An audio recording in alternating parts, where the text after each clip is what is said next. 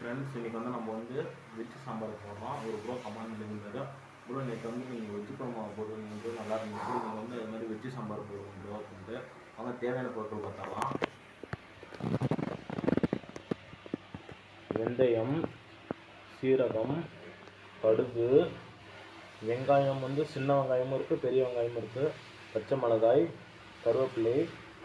நம்ம என்ன காய் எடுத்துருக்கோம்னா உருளைக்கிழங்கு, கேரட்டு, அப்புறமேட்டுக்கு தக்காளி, மஞ்சத்தூள், மிளகாய்த்தூள், கொஞ்சமாக புளி, அப்புறமேட்டுக்கு சாம்பார் முக்கியமான தேவை பருப்பு. அப்புறமேட்டுக்கு நம்ம சக்தி மசாலா தான் நீங்கள் செய்ய போகிறோம். நம்ம சக்தி மசாலா எடுத்துக்கிறோம். இப்போ வாங்க நம்ம அடுப்பை பற்ற வச்சு நம்ம தாளித்து குருமா சாம்பார் வைக்கலாம். அடுப்பை பற்ற வச்சுக்கலாம்.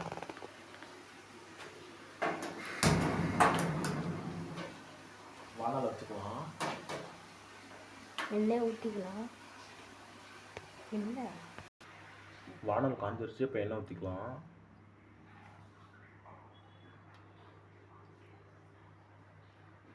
எண்ணெய் ஊற்றியாச்சு. எண்ணெய் காயட்டும்.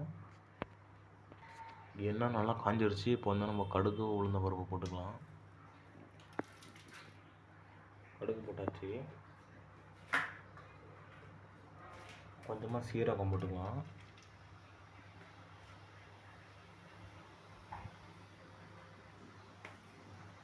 கொஞ்சமாக பெருங்காய பொடி போட்டுக்கலாம்.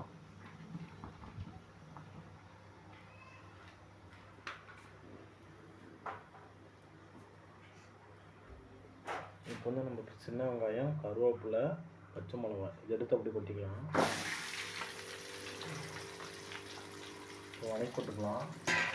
இப்போ வணக்கி போட்டுக்கிட்டோம்னா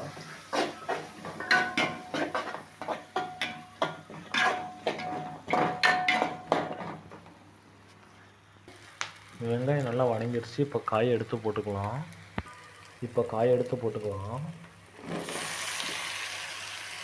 போட்டாச்சு. வணக்கி போட்டுக்கலாம்.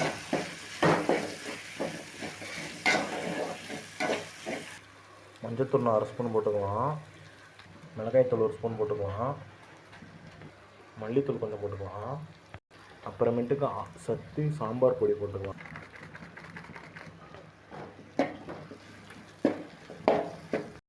நல்லா கலரையாச்சு. இப்போ தக்காளி எடுத்து கொட்டிக்கலாம்.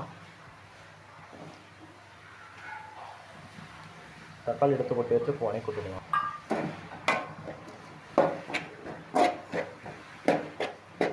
வணங்கிறதுக்கு லைட்டாக உப்பு போட்டுக்கலாம்.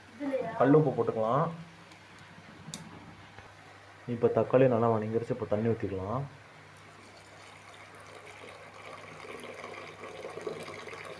தண்ணி ஊற்றி வச்சு இப்போ மிக்ஸ் பண்ணிக்கலாம்.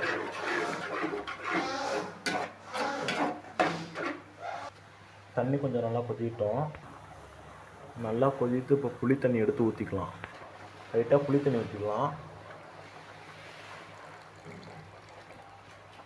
ஊற்றி வச்சு இப்போ மிக்ஸ் பண்ணிக்கலாம். இப்போ பருப்பு எடுத்து ஊற்றிக்கலாம். ஊற்றி வச்சு இப்போ மிக்ஸ் பண்ணிக்கலாம்.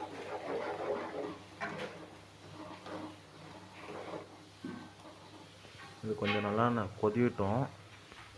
குழம்பு கொஞ்சம் கொதிக்கிறதுக்குள்ளேயும் நம்ம இங்கிட்ட தாளிப்பு சைடில் போட்டுக்கலாம். குழம்புக்கு ஃபஸ்ட்டு அடுப்பை பற்ற வச்சு காய்ச்சி வச்சுக்கலாம். அடுப்பு நல்லா காஞ்சி வச்சு இப்போ எண்ணெய் ஊற்றிக்கலாம். கொஞ்சமாக கடுகு போட்டுக்கலாம்.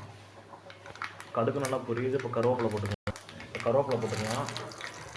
இப்போ வரமிளகா போட்டுக்கலாம். இந்த எடுத்து அப்படியே குழம்புல ஊற்றிக்கலாம்.